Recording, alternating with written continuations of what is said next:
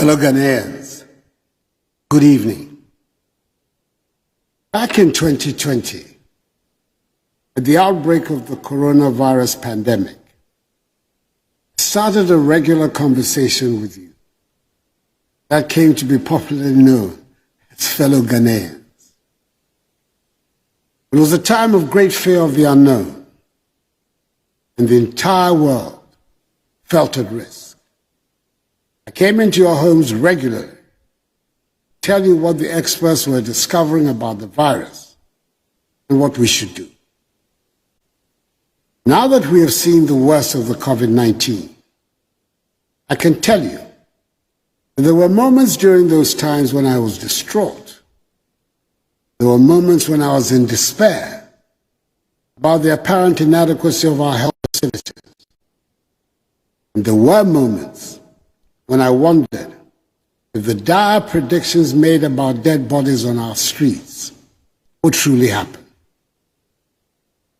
But I knew that I owed it to all of us that as your president, I had to hold my nerve, show leadership, and take us out of the crisis. With your help and support and the great mercies of the Almighty, we can say that we emerged from the ravages of the pandemic with one of the lowest mortality rates globally. In fact, Ghana's handling of the pandemic won universal acclaim. We could all see in real time the devastation that was being wreaked on economies during the pandemic. But I doubt that anyone imagined the extent of the damage. Our economy here in Ghana, like many others around the globe, was thrown into turmoil. When I said, at the height of the COVID pandemic, that we knew what to do to bring the economy back to life, but not how to bring people back to life, it was not said in jest. We had done it before, and we were on course to doing it again. Ghana's economy grew by a remarkable 5.4% in 2021, signifying a strong recovery from the 0.5% growth recorded the previous year in 2020 due to the COVID-19 pandemic. In fact, in the last quarter of 2021, our economy grew at 7%, only for the Russian invasion of Ukraine in the first quarter of this year to aggravate the effects of COVID-19 and plunge the global economy to even greater turmoil from which it has not yet recovered. The whole world has been taken aback by the speed with which inflation has eaten away people's incomes.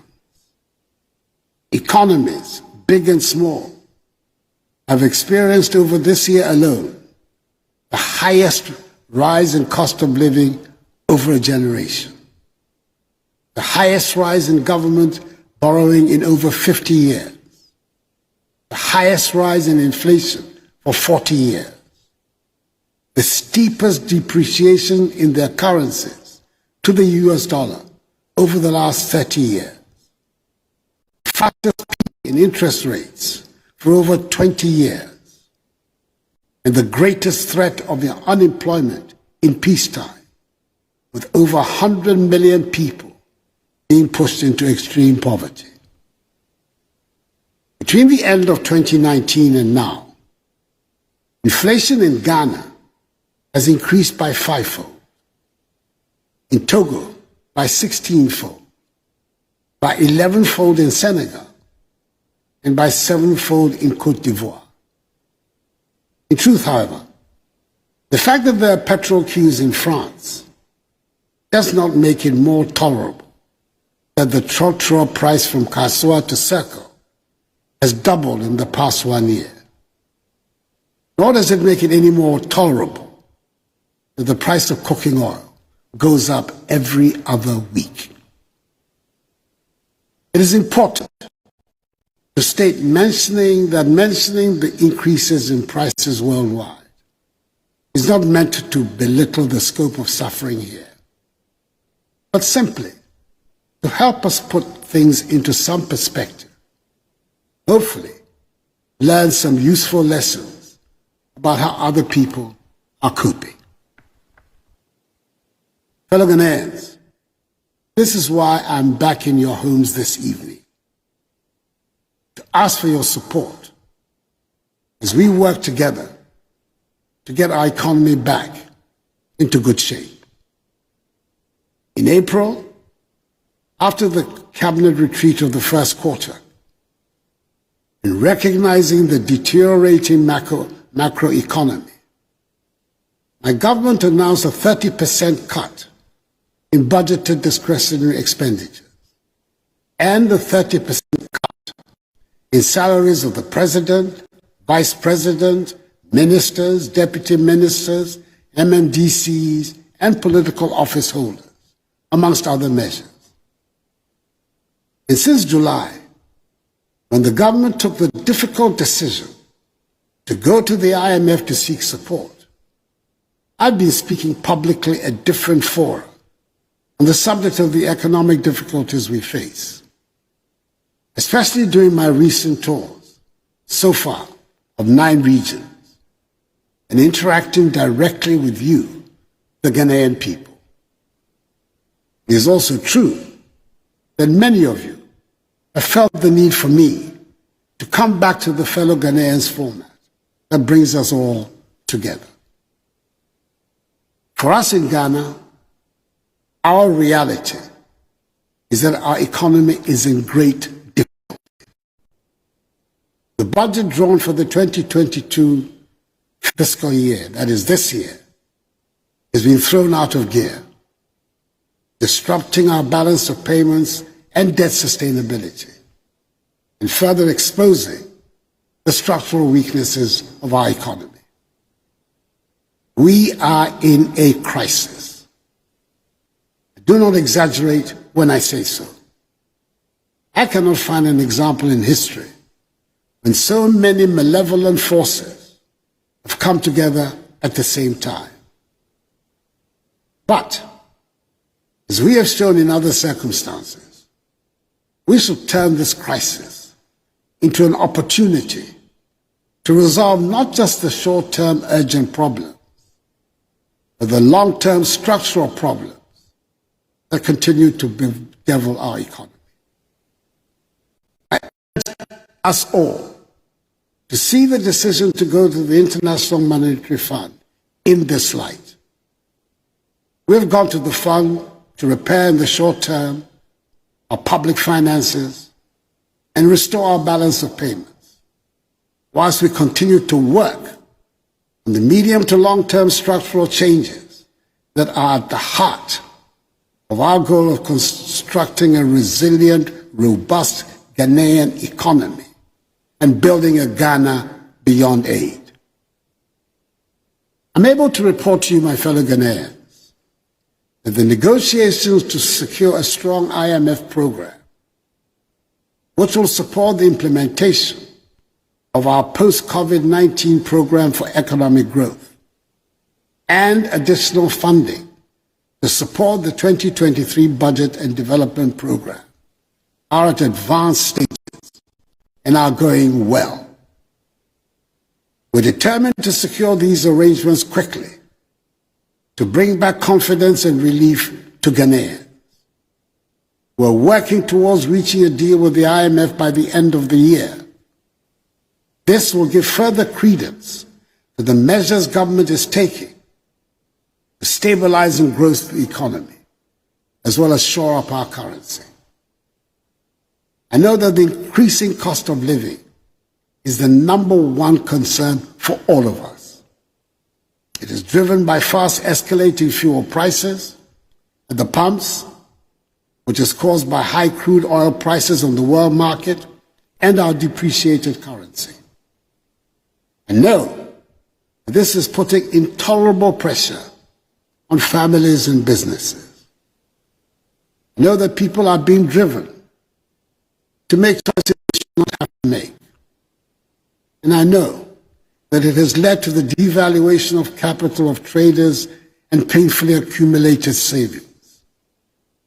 Furthermore, government is working to secure reliable and regular sources of affordable petroleum products for the Ghanaian market. It is expected that this arrangement, when successful, coupled with a stable currency, will halt the escalation of fuel prices and bring relief to us all. I hear from the market queens also that another factor fueling the high prices is the high margins that some traders are slapping on goods for fear of future higher costs.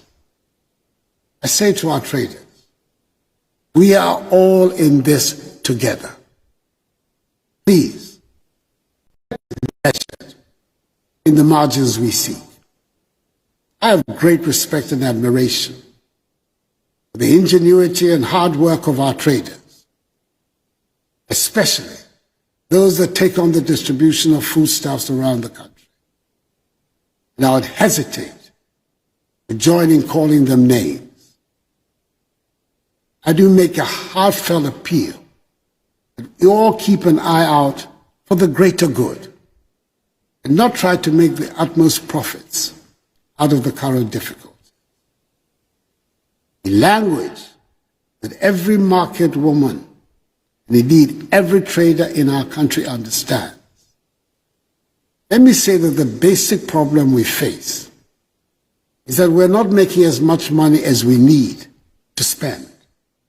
And what little money we do make is going to pay for the debts we have contracted to fund the development projects we must have. Not enough of us are paying our taxes. Not enough of us are producing to generate the revenues that we need. Nevertheless, my ambitions for Ghana remain high. All our children should be educated and trained with skills that will enable us to be competitive in the world. We need to close rapidly the infrastructure gap. We need to build a world-class healthcare system. And we need to build confidence in ourselves to make ours the happy and prosperous place it deserves to be. I believe we can and we will find the means to achieve these goals, even if the immediate measures we have to take are painful. At the just ended cabinet retreat at Peduasi Lodge, the government agreed on the framework for the post-COVID-19 program for economic growth and the IMF support for its implementation, as well as the work being done by the Ministry of Finance in preparation for the 2023 budget. At the retreat, we took some firm decisions to put us on the path that will take our nation out of the current economic difficulty. Let me try and give you an outline of the main decisions without getting into the technical language that baffles many of us. To restore and sustain debt sustainability, we plan to reduce our total public debt to GDP ratio to 55% in present value terms by 2028, with the servicing of our external debt pegged at not more than 18% of our annual revenue also by 2028. We are committed to improving the revenue collection effort from the current tax revenue to GDP ratio of 13% to between 18 and 20% to be competitive with our peers in the West African region. The Ghana Revenue Authority is rolling out an extensive set of measures to support the enhanced revenue mobilization. All of us must do our patriotic duty and support the GRA in this exercise. We're aiming to restore and sustain economic stability within the next 3 to 6 years. The focus on ensuring debt sustainability to promote durable and inclusive growth while protecting the poor. We've decided to review the reforms in the energy sector, capping of statutory funds, implementation of the Exemptions Act, and a new property rate regime. We've also decided to continue with the policy of 30% cut in the salaries of political office holders, including the President, Vice President, Ministers, Deputy Ministers, MMDCs, and SOE appointees in 2023, just as we will continue with the 30% cut in discretionary expenditures of ministries, departments, and agencies. My fellow Ghanaians, the success of our efforts at diversifying the structure of the Ghanaian economy from an import-based one to a value-added exporting one is what will, in the long term, help strengthen our economy. We're making some progress with the 1D1F, but our current situation requires that we take some more stringent measures to discourage the importation of goods that we can and do produce here. To this end, we will review the standards required for imports into the country. We will prioritize the imports, as well as review the management of our foreign exchange reserves in relation to imports of products such as rice, poultry, vegetable oil, toothpicks, pasta, fruit juice, bottled water, and ceramic tile, and others, which with intensified government support and that of the banking sector, can be manufactured and produced in sufficient quantities in Ghana. Government will in May 2023, that is 6 months from now, review the situation.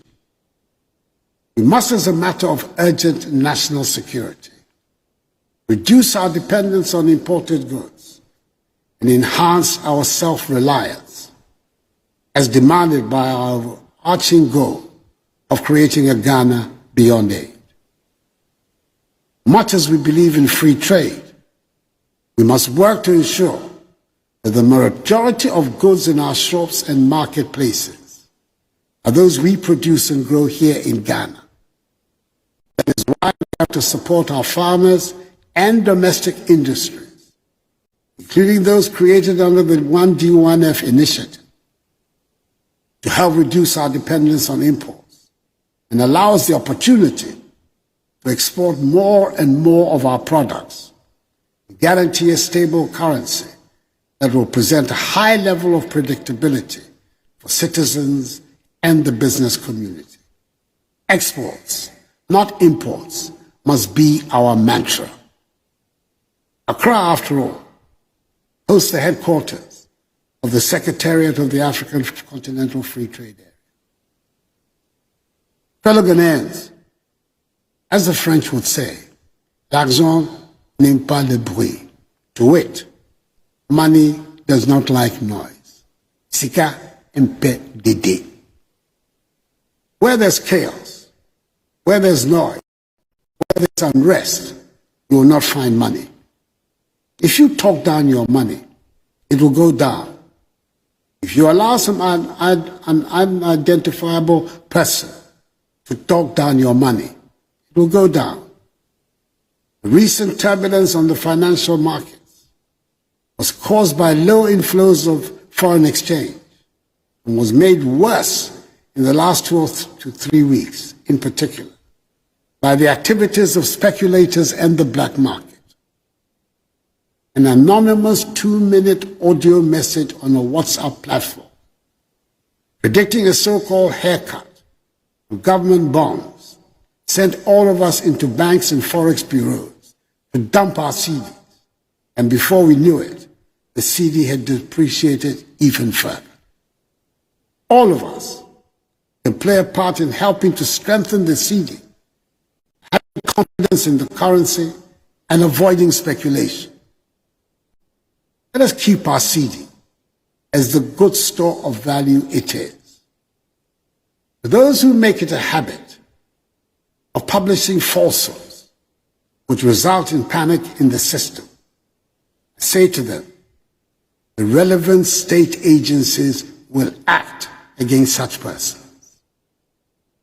Indeed, some steps have been taken to restore order in the foreign exchange markets, and we're already beginning to see some calm returning. We will not relent until order is completely restored. The following actions have been taken thus far. 1. Enhanced supervisory action by the Bank of Ghana in the Forex Bureau markets and the black market to flush out illegal operators, as well as ensuring that those permitted to operate legally abide by the market rules. Already, some Forex bureaus have had their licenses revoked, and this exercise will continue until complete order is restored in the sector. 2. Fresh inflows of dollars are providing liquidity to the foreign exchange market and addressing the pipeline demand. 3. The Bank of Ghana has given its full commitment to the commercial banks to provide liquidity to ensure the wheels of the economy continue to run in a stabilized manner till the IMF program kicks in and the financing assurances expected from other partners also come in. 4. Government is working with the Bank of Ghana, the oil producing and mining companies, to introduce a new legal and regulatory framework to ensure that all foreign exchange and from operations in Ghana are initially paid to banks domiciled in Ghana to help boost the domestic foreign exchange market. 5. The Bank of Ghana will continue and enhance its gold purchase program.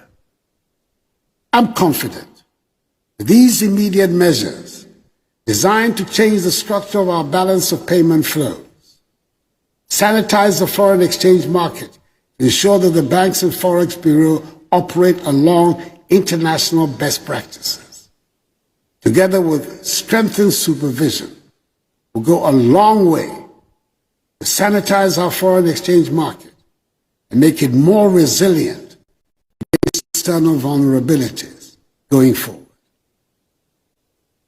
Over the course of this week, I've had several fruitful engagements with the Trades Union Congress and Organized Labor, Ghana Employers Association, the Association of Ghana Industries, the Ghana Association of Banks, Private Enterprise Federation, the Association of Forex Bureau Operators, the Association of Market Queens and Women, all of whom represent important stakeholders of the Ghanaian economy. They expressed their concerns and proposed solutions on how best to solve our problem. I've been encouraged by the enthusiasm of these interest groups to help government to address these challenges. And I intend to continue these engagements with other groups.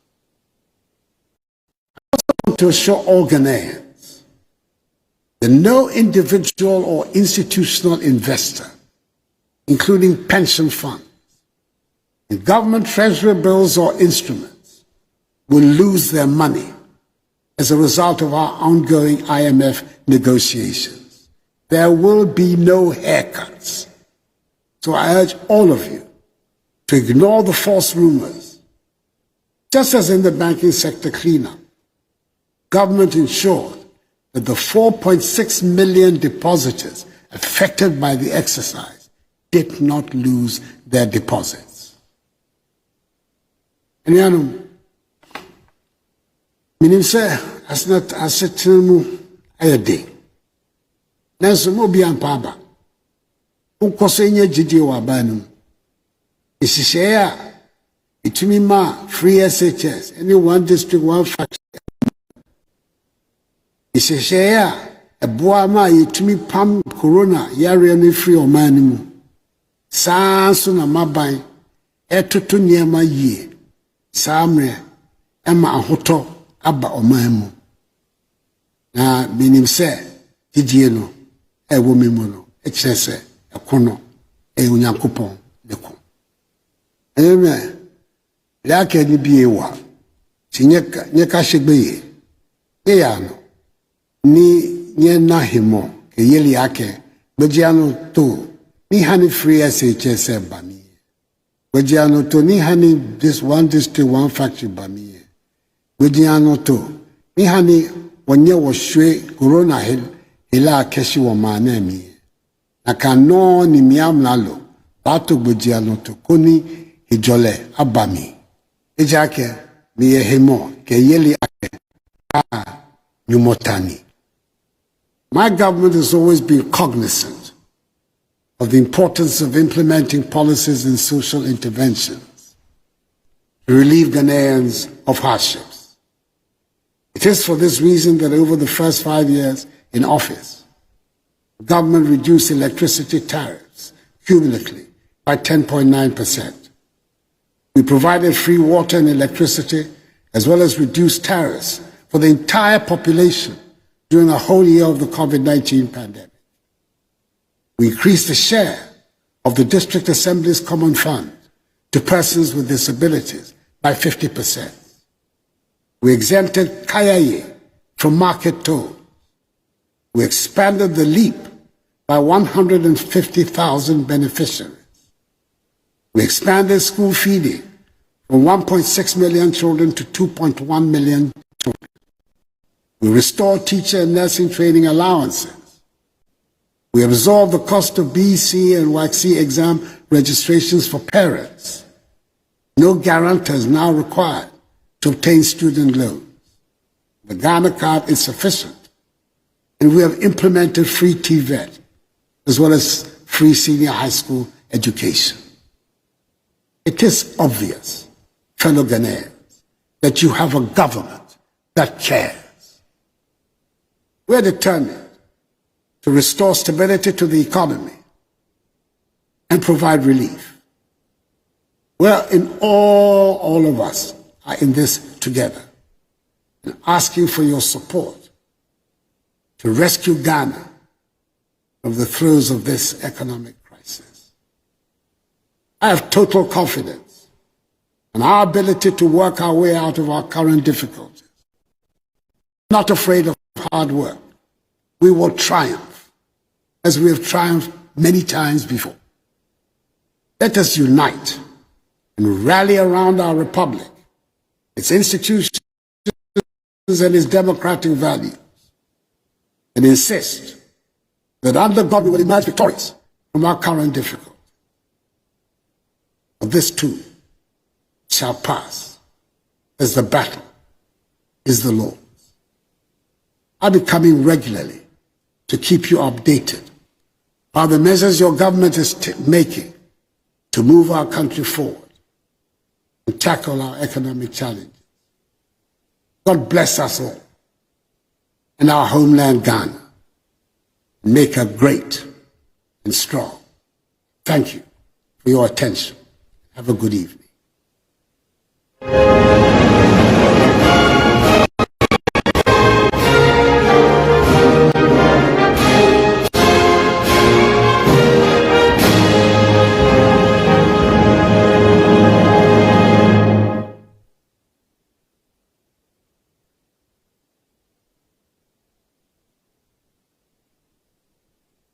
Welcome back to Talking Points. We just had the President of the Republic